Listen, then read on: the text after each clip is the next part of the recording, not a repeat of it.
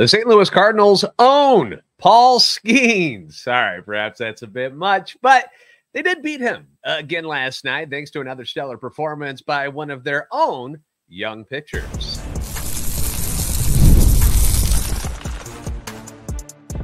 You are Locked On Cardinals, your daily St. Louis Cardinals podcast, part of the Locked On Podcast Network, your team every day. Hey there, Cardinals fans. I'm JD Hafford, and I'm a national radio sports anchor, born and raised in the Lou, and a lifetime Cardinals fan. And I'm your host for Locked On Cardinals, part of the Locked On Podcast Network, covering your team every day.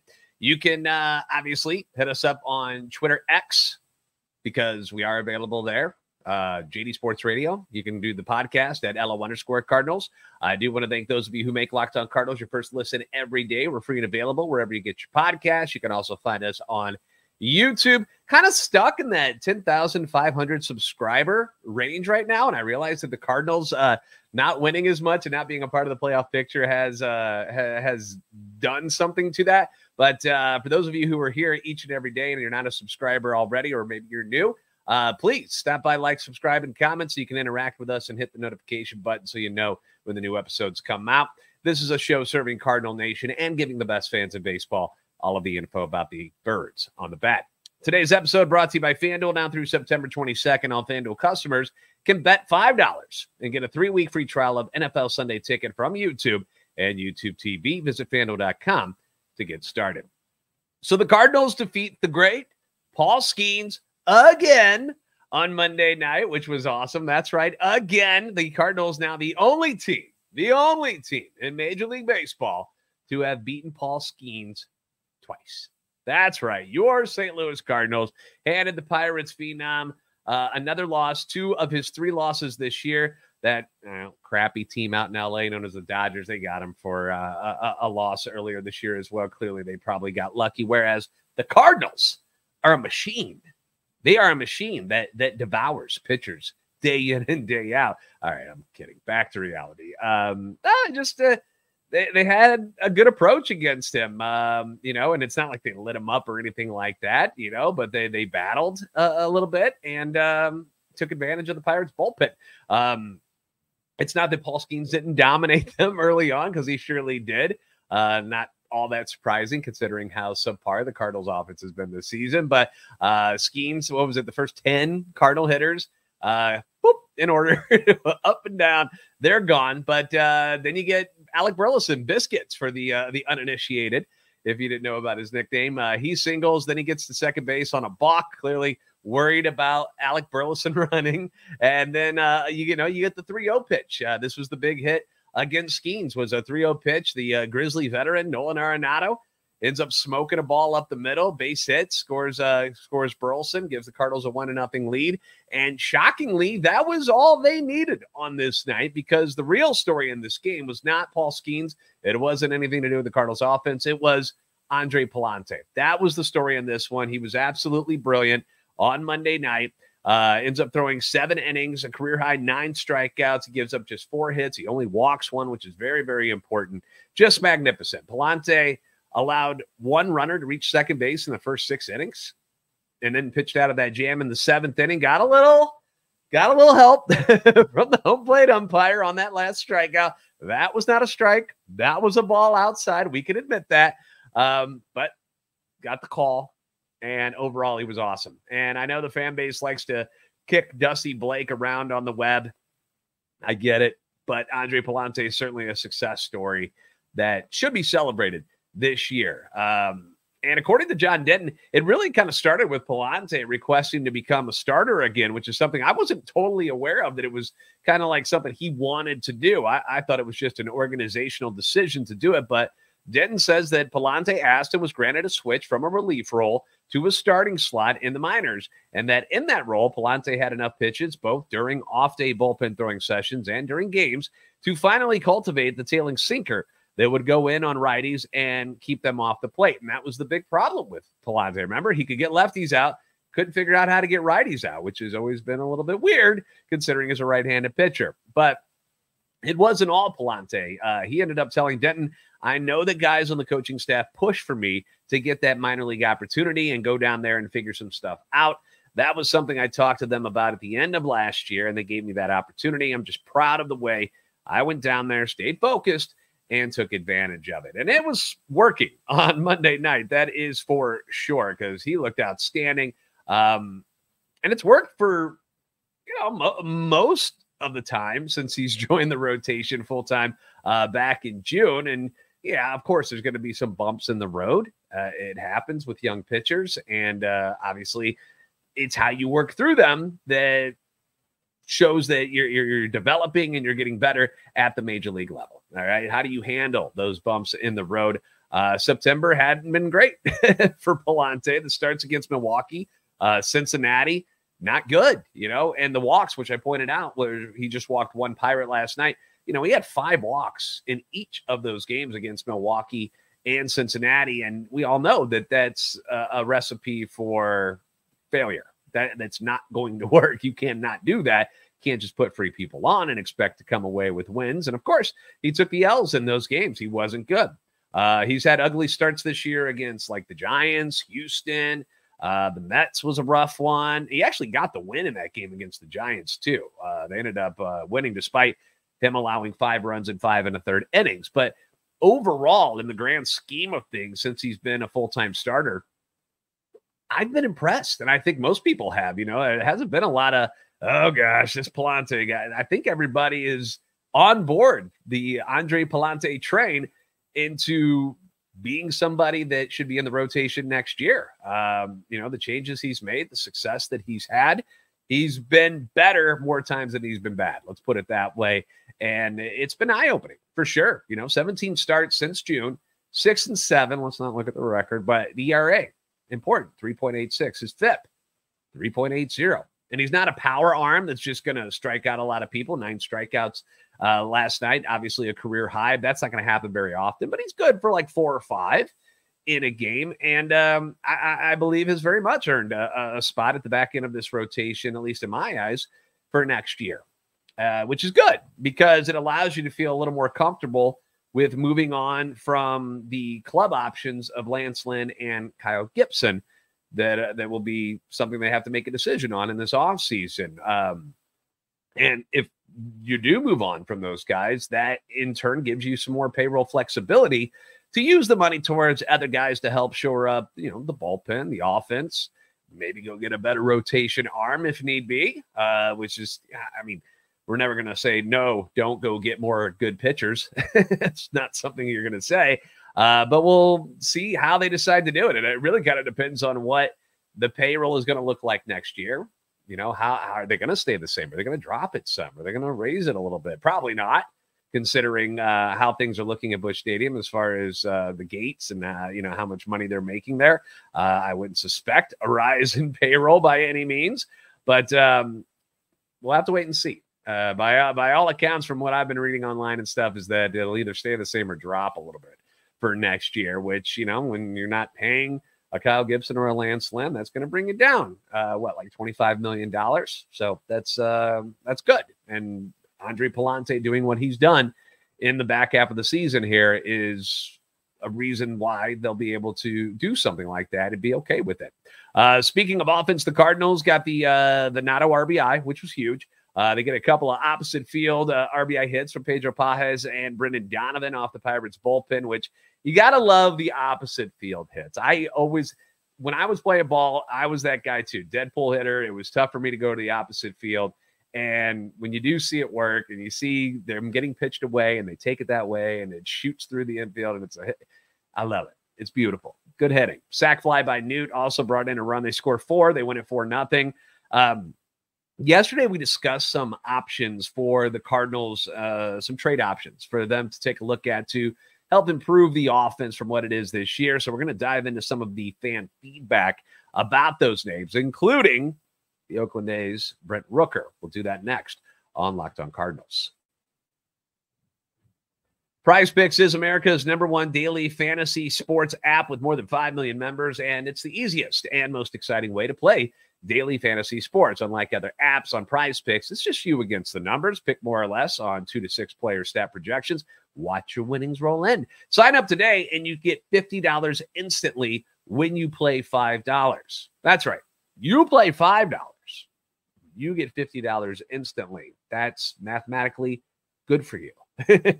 You don't even need to win, too, to receive the $50 bonus. It's guaranteed. One Caleb Williams passing yard will get you one win on PrizePicks every week in September. So if you've missed that on the first 2 weeks, sucks to be you, but you've still got a couple more chances here. Only 1 yard gets you an automatic win every football weekend in September. You get 4 weeks of free W's. In the end, don't miss the deal on PrizePicks because it's gone when September ends. And if you want to play PrizePicks alongside people like Drewski, Joe Budden, and MMA champ Sean O'Malley, you can now find community plays under the promos tab of the app to view entries from some of the biggest names in the PrizePicks community every single week. So download the PrizePicks app today. Use that code LOCKEDONMLB and get the $50 instantly when you play $5. That's code LOCKEDONMLB on PrizePicks to get $50 instantly when you play $5. Again, you don't even need to win to receive the $50 bonus. It's guaranteed. PrizePicks, run your game.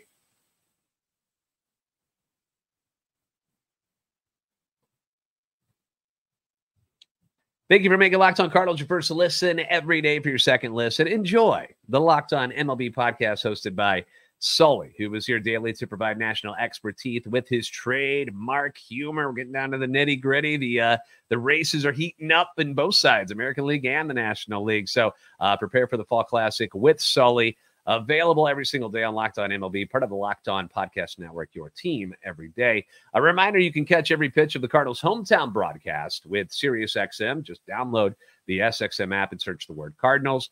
Thank you for making Locked On Cardinals your first listen every day. We're going to the fan feedback portion of the show today now, where we let you have the microphone. You get to either praise or destroy things that I've said, what the Cardinals are doing well, what they're doing bad. You know, this is open mic time for you guys. And in yesterday's episode, we discussed the offense and how it struggled this year, which was something that was a little bit surprising.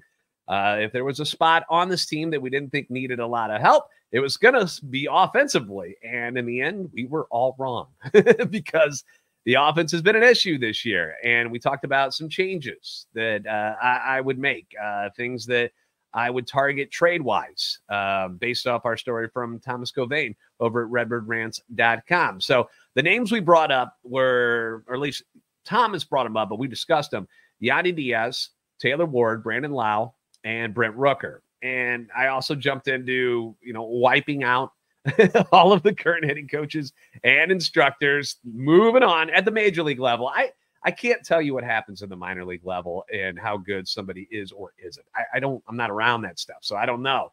But I can tell you this, it ain't working at the major league level. So I'm ready to just kind of wipe them out, clean slate, move on, get some new eyes, get some new blood in here, try to figure out why the Cardinals hitters, young and old, it's not one or the other, it's all of them, continue to regress over the last 2 seasons under the current regime.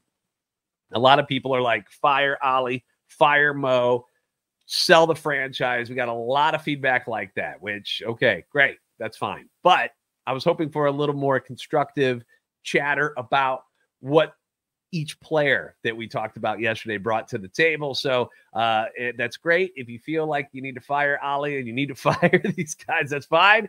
But let's see what else we got in here about the actual players we discussed. Let's start here with Ray, one of our everydayers. Ray always jumps in and has something to say, which is great. And, it doesn't always have to be bad stuff.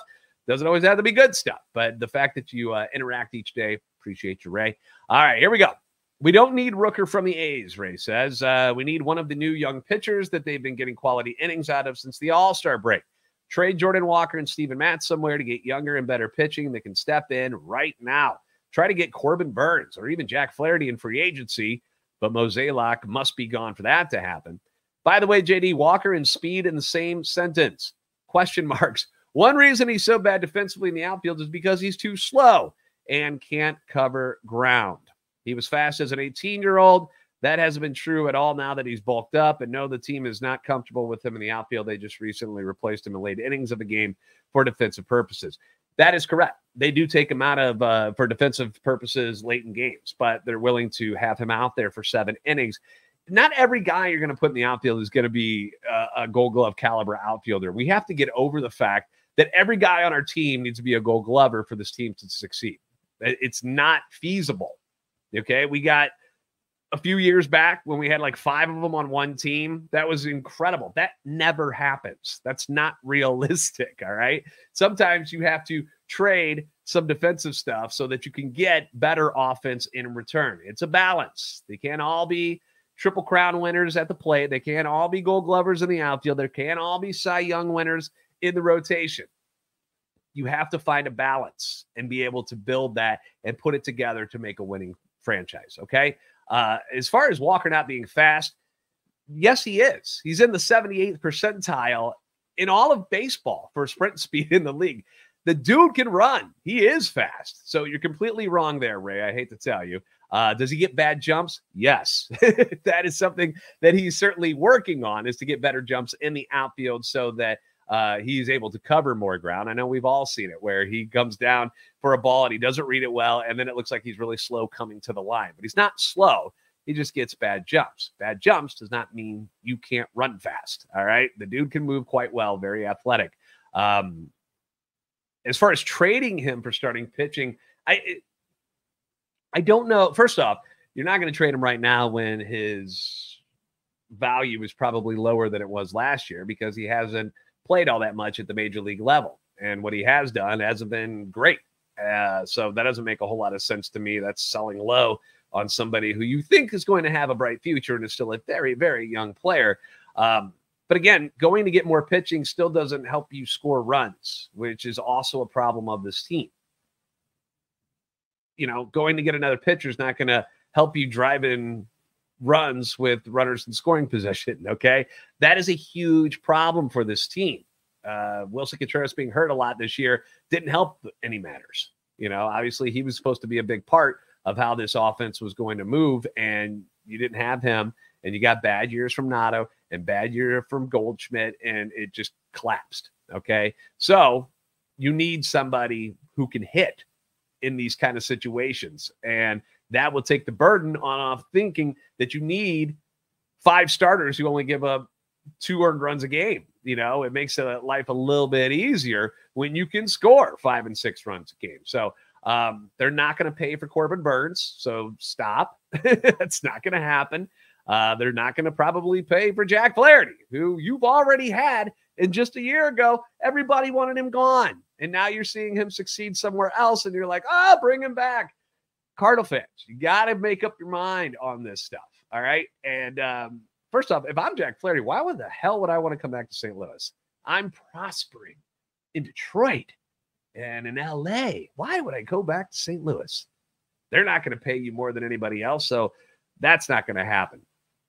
And it's not a Mo thing. It has nothing to do with John Mozeliak when it comes to the payroll. That's not his choice. I don't understand the thinking there either. That is ownership who comes up with the final number on the payroll. John Mozeliak doesn't go, well, we're only going to spend this much this year. I decided that. No. The DeWitts above him make that decision each and every year of how much this club is going to spend. Mo doesn't set the payroll. He gets a number, he gets a budget, and then has to put the roster together under the number. Now, if he had $250 million to work with, he'd be using that money on players and spend that money. Now, would he choose wisely? Now, that is something that you can rip John Mozeliak apart all day if you want to, because he hasn't made a lot of great decisions in recent memory. But you can't blame Mo for the DeWitts deciding not to spend more than they're spending right now, which is still a decent chunk of change. We're not talking about they're spending 75, 80 million, and that's their payroll. They're still spending a lot. The guy doing the shopping has spent the money poorly on, certain players on this team. So that you can make fun of Mo for all day, all night, and I'm fully endorsing that. All right, Team Big V says, I like all the players this article suggested. Rooker and Lau are my favorites of the bunch. Graceffo, Thompson, and Roby are the only young arms I would consider trading, and I'm not real crazy about giving up Roby. Well, it's hard to judge on what Tekoa Roby is, because he keeps getting hurt. We can't seem to keep him healthy. 10 starts this year, 2-3, 6.87 ERA. Graceffo, we've seen a little bit of. He's had some success at the major league level. Obviously, he's had some decent success in the minor leagues. Zach Thompson, who you bring up, kind of a forgotten man in this organization, has been inconsistent. Still only 26 years old. Threw 5 shutout innings this past Sunday. Struck out 9. Former first rounder. It's like you see glimpses of him, and you're like, ooh, this guy could be nasty. And then something happens, and then he gets hammered. So the potential certainly exists. We've seen it. I am curious what they plan on doing with him moving forward. He's been a starter at Memphis. That's the role they've had him in. So I assume they'll continue with that. But he's another name that maybe throw into the hat coming up in spring training next year if they move on from not just Lennon Gibson, but as some of the people have asked, are they going to move on from Matz? Are they going to move on from Michaelis? A lot of people would like to see that. And I'm okay with that too. I just don't know how the Cardinals are going to approach that when they owe them so much money. I mean, how are they really going to eat $22 million of the $30 million that they owe these two guys for next year? I find that hard to believe. So I wouldn't get my hopes up that Steven Matz and Miles Michaelis will not be around next spring competing for a spot in the rotation. George, another everydayer who usually has a lot of negative things to say, says that the problem with trying to make trades is you first must have players another team would want. In order to get the kind of player or players that would help the Cardinals, it would mean giving up a player or players the fans would want them to keep. For example, you're not going to get a quality pitcher for Jose Fermin. Of course not. Yes, I agree with you completely there, George. The thing about trade talks is this is just speculation. This is us having fun. This is us having a discussion, throwing out names like Brent Rooker and stuff. How realistic is it? I don't know for Brent Rooker. The other names, they're not too far off, but they're just not the impact bats that I'm hoping that the Cardinals would go after if they were to make a deal. But, when you think about being willing to give up stuff to get stuff, it always takes me back to the Marcell Ozuna trade with the Marlins, and how the Cardinals, they were desperate for a bat. They wanted an impact bat for their lineup. They needed to add a thumper. They go out and get Marcell Ozuna, who was coming off that incredible year with the Marlins where he hit 312, 37 bombs, 124 RBIs. Like, that was the impact bat. That was when the Marlins were getting rid of everybody. They were getting rid of, pardon me while I move my chair. My chair is messed up and it keeps sinking on me all the time. I need to get a new one. Anyway, they were getting rid of Stanton. Cardinals tried to get him, didn't want to come to St. Louis, so he ends up going to the Yankees. They asked about Yelich, and the Marlins weren't willing to move him at that time, so they landed on Marcell Ozuna. And to get him, they gave up Sandy Alcantara and Zach Gallen. And I don't recall, and I remember the day this trade happened. I was in my kitchen listening to the radio when it all broke, and I do not recall many people being all that upset about that move. I really don't. Nobody seemed all that mad. They were like, dude, hell yeah. You got this silver slugger guy, won a Gold Glove, which we still have no idea how he did that. And here he is. He's going to be in the middle of our lineup now. Now we got a dude. We got a legit cleanup guy who's ready to roll for the Cardinals. And it cost you guys who were not even a thought for the roster at that point. Like they weren't even really on the team. You had seen Alcantara came up for like, a cup of coffee, but it wasn't like these were the top 5 prospects in their system at the time. And so people weren't all that upset about it. You were like, yes, Ozuna. And then a couple years later, Ozuna washes out in St. Louis, doesn't live up to those expectations. And Alcantara and Gallen take off and become stars for the Marlins and the Diamondbacks. The Cardinals failed to win anything with Ozuna, partially because when you go back and look at those rosters, they are disgusting, by the way. I mean, it was Marcell Ozuna surrounded by Jose Martinez, Jed Jerko, Dexter Fowler. It was Colton Wong, Paul DeYoung. We're not talking about a lot of superstar hitters. That first year he came back was that year where Matt Carpenter ate a bunch of salsa and went bonkers out of nowhere. Had that huge year, but the rest of the lineup was pretty gross, to be honest with you. The pitching was the strong spot that first year they got him. So not surrounded by a great lineup. Ozuna doesn't live up to expectations. He's done quite well since going to Atlanta after leaving St. Louis. They've had more talent to surround him, and he's thrived in their lineups. But the point was that the Mo gets creamed for that deal.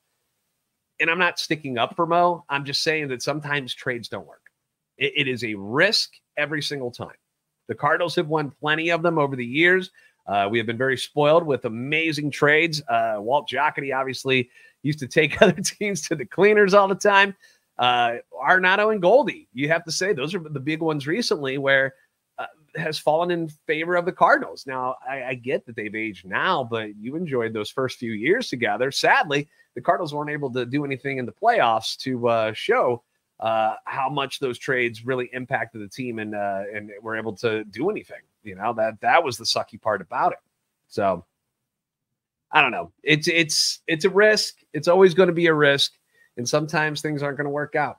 That's just how it is when it comes to making moves and making trades. So now when they go out and spend free agent money on guys who don't pan out, that's where the real problem has been for the Cardinals and John Mozeliak. It hasn't so much been that they've made a ton of just brutal trades. I know people are upset about the Tommy Edman right now, and you can feel that way. You can completely feel that way if that's what you want to do. But they were trying to improve something. They weren't sure about Edman's health. They were trying to improve the pitching rotation and get a guy with Eric Fetty, not only for this year, but for next year as well. You know, this was more mindset about 2 years, but you know, it's just a risk. It's a risk, and I get it.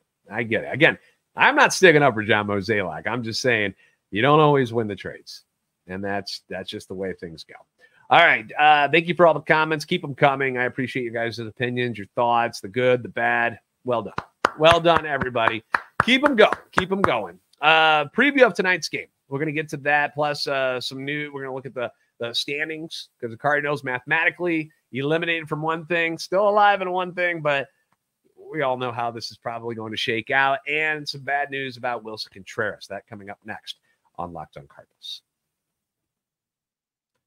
You've heard us talk about FanDuel, America's #1 sportsbook. Well, we have got something a little different for you now through September 22nd. All FanDuel customers can bet $5. That's right, $5. And you get a 3-week free trial of NFL Sunday Ticket from YouTube and YouTube TV. If you are an NFL fan, I'm telling you, it's NFL Sunday Ticket. It will change your game day experience. Sundays, oh, they're so good. Like this, as I mentioned yesterday, this weekend, I had the 4-box thing going, and it was awesome. So awesome. Packers in one corner, keeping an eye on my fantasy guys in the other games. It was wonderful.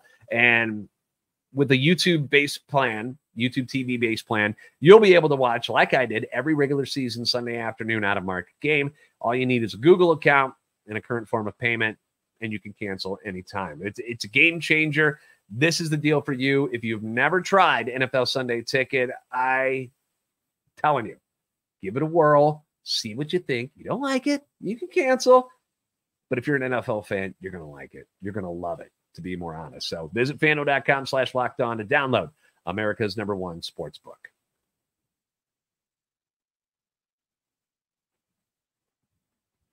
Thank you for making Locked On Cardinals your first listen today. Now go check out the Locked On MLB podcast hosted by Sully, who has got it all covered every single day. You can find the link to Locked On MLB in the description so you don't have to search for anything. It's part of the Locked On Podcast Network, your team every day. So bad news for Willson Contreras. Sad. The injury-marred season is officially over for Willson Contreras. Fractured the middle finger on his right hand back on August 24th when he got hit by a pitch. Underwent an evaluation on Monday, and it's been determined that he needs at least 2 more weeks of healing before resuming baseball duties, which means the season's over. It's done. And it's a bummer. Contreras was limited to just 84 games after getting hit by JD Martinez's swinging bat, which fractured that left forearm on May 7th and missed 44 games there. Then he gets hit up and in from Pablo Lopez last month that resulted in the finger fracture that has cost him the past 20 games. It's going to cost him the rest of the year. It's just been a bummer of a season for Willie, who, wasn't having a bad year by any means. Let's pull up his stats real quick. If there was a guy that was actually doing his job at the plate this year and wasn't a disappointment, it was Willson Contreras. Here we go. This year, 262, 15 home runs, 36 RBIs, OPS plus 136. I mean, that him being gone as long as he's been, that's a huge piece of this Cardinals lineup. You know, what would it be like to have had Willson in there the whole year? Probably a lot better than we got. So let's get him healed. Let's get him back for next year. No need to push him to get him back this year. Mathematically, Cardinals got eliminated from the NL Central yesterday. The team is now 7 back in the wild card, 75-75. I've said 84 wins at the beginning of the year. They're not going to get there, but we're just hoping that they finish at least 500 and don't have a losing season. That's what we're pulling for right now. Mets and Braves fighting for that last spot in the NL. Diamondbacks trying to hang on. They've lost 6 of their last 10. They're still in the second spot, but just a game up on the Mets, and 2-1 Atlanta with the Padres in that top wildcard spot under former Cardinal manager Mike Shildt, which I know makes a lot of people happy because we love Shilty, but it also pisses everybody off because they're like, he should still be our manager. And it's hard for me to disagree with you, okay? But that was something internally that happened, and I'm sure if everybody could go back and redo it, they wouldn't have done it the way things happened, but it's where we are. It's where we are. Over in the American League, the Yankees, Guardians, and the Astros are your division leaders. The wild card's got the Orioles, the Royals, the Twins. But then there's the Detroit Tigers, man. They've come to life and are 1.5 back of Minnesota for that third spot. Unbelievable. Unbelievable. It's incredible that the Detroit Tigers, after trading away Jack Flaherty, have gotten better. And are now right there knocking on the door of that third wild card spot. It's amazing. The Mariners are 2 back. The Red Sox are 4 back. But keep an eye on those Tigers. That would be hilarious if they're able to sneak in. I'll still be pulling for the Royals, basically our brother from another mother over there in Kansas City on the other side of Missouri. So I'll be pulling for them. And then in the NL, if it's, the Cardinals aren't going to make it, I'm pulling for Mike Shildt. I'm going to pull for Mike Shildt. So I'm rooting for those guys now, and hopefully that's not the kiss of death for them. Tonight's pitching matchups, you've got Lance Lynn making his second start since coming off the IL. It's another left-hander on the mound tonight for the Pirates, though. Bailey Falter, Cardinals hitting just .230 against lefties this year, 25th in the league. It's been an issue. You know it. I know it. However, they did beat Falter earlier this year. Back in June, they scored 3 runs on 8 hits against him in 4 innings, went on to win that game. I think it was 4-2. So it's not like they haven't had success against him, and hopefully they can continue that. He's 8-7, 4.20 ERA so far this year. First pitch, 6:45 St. Louis time. Also, before things get started game-wise, the team is going to be honoring Big City Matt Adams in a pregame ceremony. He announced his retirement, and, they're going to say thank you to Matt Adams. I mean, who will not remember that home run off of Clayton Kershaw and the Dodgers in the playoffs? What a moment that was back when Cardinal baseball. Oh, it was so much fun back then, wasn't it? Thanks for making Locked On Cardinals your first listen every day. If you haven't already, please give us a follow on Twitter, X, and at LO_Cardinals and at JD Sports Radio. Like, subscribe on YouTube, and help our channel and love for the Cardinals grow. You guys are the best fans in baseball for a reason. And we'll see you next time on Locked On Cardinals.